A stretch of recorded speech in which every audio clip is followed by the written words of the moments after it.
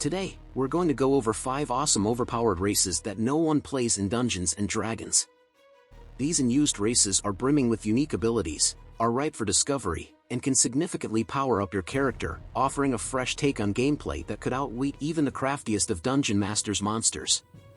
If you're someone who enjoys exploring new paths and mastering unexpected tactics, then these races will serve as your secret arsenal. So, ready yourselves as we step into the compelling narrative of the first of these underrated yet incredibly powerful races. Before we get started, what is your favorite race in Dungeons & Dragons? Please leave a comment below. Let's get started.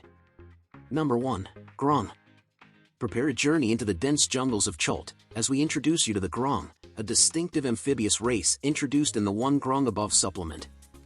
Resembling humanoid tree frogs, these beings are as vibrant and varied in color as they are in character.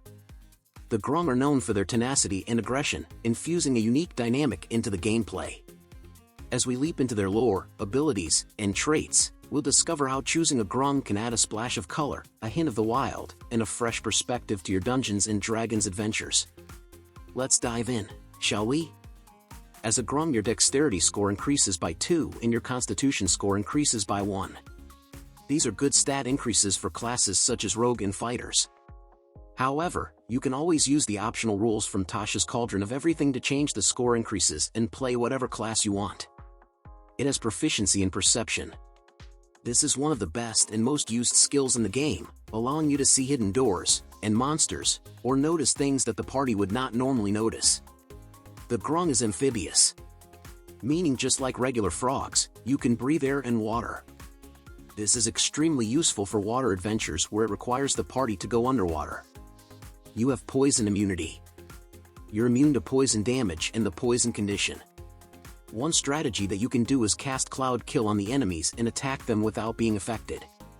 Also, if you are fighting a green dragon, you can laugh at him as his breath weapon has no effect on you. You can open chests that have poison traps with no worries at all. Finally, there are certain dungeons that are filled with poisonous gas. While the rest of the party is suffering, you are walking around with no problems at all. Just like tree frogs, Grung have poisonous skin. You can go up to the DM's bad guy and give him a great big hug. Then laugh as the bad guy has to make a DC 12 Constitution save and become poisoned for 1 minute. A poison creature has a disadvantage on attack rolls and ability checks. You can also apply this poison to any piercing weapon as part of an attack with that weapon, though when you hit the poison reacts differently. The target must succeed on a DC 12 Constitution saving throw or take 2d4 poison damage. This means you do not need to have a poisoner's kit or the poisoner's feet. You also get standing leap.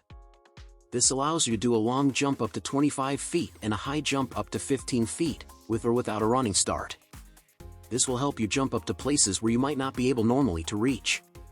The downside to this race is has a water dependency, meaning if you fail to immerse yourself in water for at least 1 hour during a day, you suffer 1 level of exhaustion at the end of that day. You can only recover from this exhaustion through magic or by immersing yourself in water for at least 1 hour. However, there are ways around this if you are not playing a water adventure. In cities, you can always rent a room at the inn and immerse yourself in the water there in a bathtub. Or if you or one of your party has create or destroy water, you can use that spell to create water in a large container for you to immerse yourself in. However, most DMs forget about or ignore this rule, so most likely you will not have to worry about it. Number 2. Locathah. Dive into the mysterious depths with us as we explore the world of the Locathah, an intriguing race of fish humanoids prominently featured in the Ghosts of Saltmarsh campaign. Native to seacoasts, these beings thrive in submerged tribal communities and master the elements both above and beneath the waves. As we navigate their lore, traits, and unique lifestyle, we'll uncover how playing a Locathah can inject a wave of aquatic adventure and deep-sea strategy into your Dungeons & Dragons experience. Let's plunge into their fascinating world, shall we? As a Locathah, your strength score increases by 2 and your dexterity score increases by 1. Though you can use Tasha's optional rules to change these. As a Locathah, you have tough, scaly skin. When you aren't wearing armor, your AC is 12 plus your dexterity modifier. You can also use a shield with your natural armor to add +2 AC. You also have proficiency in both athletics and perception skills. We covered perception with Grungs. Athletics allows you to do things such as scale cliffs, swim through rough rapids, or jump farther than most characters. The Locathah gets Leviathan Will. With this ability, you have an advantage on saving throws against being charmed, frightened, paralyzed, poisoned, stunned, or put to sleep. This is a pretty powerful ability helping you resist some of the nastiest conditions in the game. Just like the Grung, Locathah is also amphibious, once again making this race very ideal for underwater adventures. Also like the Grung, the Locathah needs to be submerged at least once every 4 hours to avoid suffocating. You can use the same Grung strategies to get around the submergef rule. Number 3. Reborn. Embark on a journey with us into the intriguing realm of the Reborn, the unique race introduced in Van Richten's Guide to Ravenloft. Resembling a Frankenstein monster or a flesh golem, the Reborn represent an extraordinary aspect of gameplay, the mystery and intrigue of life after death. With a backstory that includes an untimely demise and a subsequent resurrection, playing a Reborn character adds a new dimension of suspense and strategy to your Dungeons & Dragons experience. Let's delve into the enigmatic existence of the Reborn, shall we? With the Reborn you are able to increase 3 ability scores by 1 or 1 ability score by 2 and a second ability score by 1. The nice thing about this feature is you are able to play any class since you can raise any ability score. As a Reborn, you have a deathless nature. This means you do not need to eat, drink, or breathe. You do not need to sleep. Instead, you rest for 4 hours and you gain the benefits of a long rest. You cannot be put to sleep by magical means. You have an advantage on saving throws against disease and being poisoned, and you have resistance to poison damage. This means it is harder for you to catch diseases or to get poison. If you do get poisoned you only take half the damage. But here are the most awesome things about this feature. You have an advantage on death saving throws. Your death saves determines if your character dies or lives. 3 successful saves mean your character lives. 3 failed saves mean your character dies. To be successful at a death save your character must roll a 10 or higher on a 20-sided die. Advantage means if you fall unconscious from reaching 0 hit points on your character, you get 2 dice to roll your death saving throws and you get to take the higher of the 2 numbers rolled. This does so many things. First, it doubles your chance for a successful death save. Second, it gives you a better chance of rolling a natural 20. If you roll a natural 20 during a death save, the character automatically stands back up with 1 hit point. Third, it makes it extremely difficult to roll a natural 1 during a death save.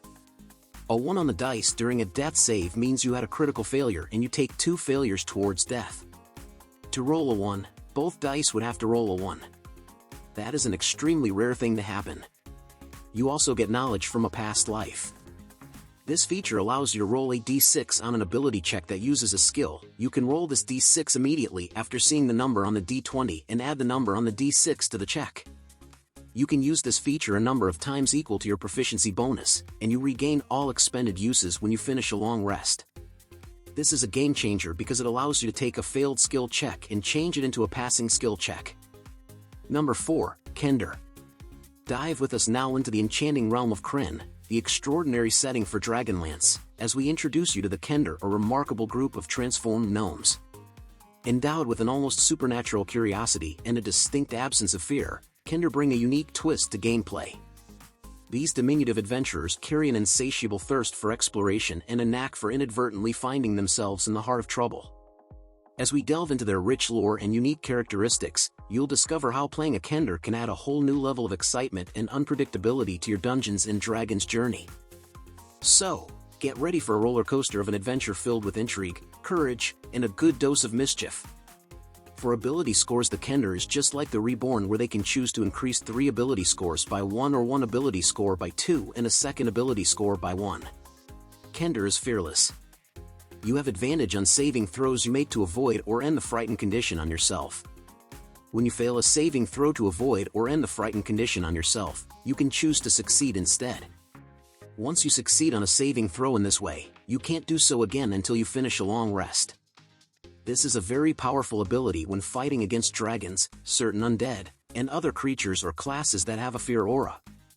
Also, because of the Kender aptitude, you gain proficiency with one of the following skills of your choice: Insight, Investigation, Sleight of Hand, Stealth, or Survival. All of these are very useful skills to have. Since you only get to pick one, choose wisely. These skill increases help any class, but they really help bards and rogues. Taunt. You have an extraordinary ability to fluster creatures. As a bonus action, you can unleash a string of provoking words at a creature within 60 feet of yourself that can hear and understand you. The target must succeed on a wisdom saving throw, or it has a disadvantage on attack rolls against targets other than you until the start of your next turn. The DC equals 8 plus your proficiency bonus plus your intelligence, wisdom, or charisma modifier. Choose when you select this race. This is an extremely powerful ability and allows for some good strategies. If you have the spell invisibility or greater invisibility, this ability becomes extremely powerful. Since taunt is not an attack or a spell, it does not break invisibility. This allows you to taunt the bad guy, give him a disadvantage, then use invisibility to stay hidden from the creature. Number 5. Dhampir. As we delve further into the world of Dungeons and Dragons, let us now turn our focus to the intriguing Dhampir. With this lineage, you step into the elusive twilight existence of the vampire, a creature of the night steeped in lore and fantasy. Dhampir offers an enthralling opportunity to embrace the unique strengths and abilities of these legendary beings, all while navigating the game as a humanoid entity. In this chapter, we'll explore how you can bring the essence of the vampire into your gameplay through the Dhampir race, bringing an added layer of intrigue and strategy to your D&D adventures. The Dhampir is a versatile lineage in the role-playing game Dungeons & Dragons, whose character creation process has been updated as per Van Richten's Guide to Ravenloft. As a Dhampir, your creature type is classified as humanoid, and you can choose to be of either medium or small size. This lineage is gifted with a faster walking speed of 35 feet. Ancestral legacy allows Dhampir to retain certain elements of their previous race, such as skill proficiencies or unique modes of movement. If this isn't applicable, or if you're creating a new character, you gain proficiency in 2 skills of your choice. With the Dhampir you are able to increase 3 ability scores by 1 or 1 ability score by 2 and a second ability score by 1. The nice thing about this feature is you are able to play any class since you can raise any ability score. The Dhampir has dark vision, enabling them to see in dim light within 60 feet as though it were bright light, and to discern colors in darkness as varying shades of gray. Due to their deathless nature, Dhampirs do not require air to breathe. Their unique trait, spider climb, gives them the ability to move freely up, down, and across vertical surfaces, and even upside down along ceilings without using their hands. Possessing a vampiric bite, a Dhampir's fanged mouth serves as a natural weapon. Instead of your strength modifier, your constitution modifier is added to attack and damage rolls when using this bite, which deals 1d4 piercing damage. You gain an advantage on attack rolls with this bite when you are missing half or more of your hit points. Upon a successful hit against any creature that isn't a construct or undead, you can choose to empower yourself by either regaining hit points equivalent to the piercing damage dealt, or gaining a bonus to the next ability check or attack roll you make equal to the piercing damage dealt. This ability can be used a number of times equal to your proficiency bonus, and you regain all expended uses upon finishing a long rest. As we wrap up our thrilling journey through these unique and dynamic races in Dungeons & Dragons, we hope you've been inspired by the endless possibilities they bring to your gameplay. Whether it's the nimble Dhampir, the fearless Kender, the lively Grung, the underwater dweller Locathah, or the resurrected Reborn, each race opens up a realm of unique traits and experiences, adding depth and versatility to your characters and stories. We've delved into some truly exciting corners of the D&D universe today, and we can't wait to share even more with you in the future. If you found this video helpful and enjoyed our journey together, please give us a thumbs up and hit that subscribe button. Your support encourages us to continue bringing you more content like this. Don't forget to turn on the notifications bell so you won't miss our next adventure. Until then, happy gaming, and may your adventures always be epic.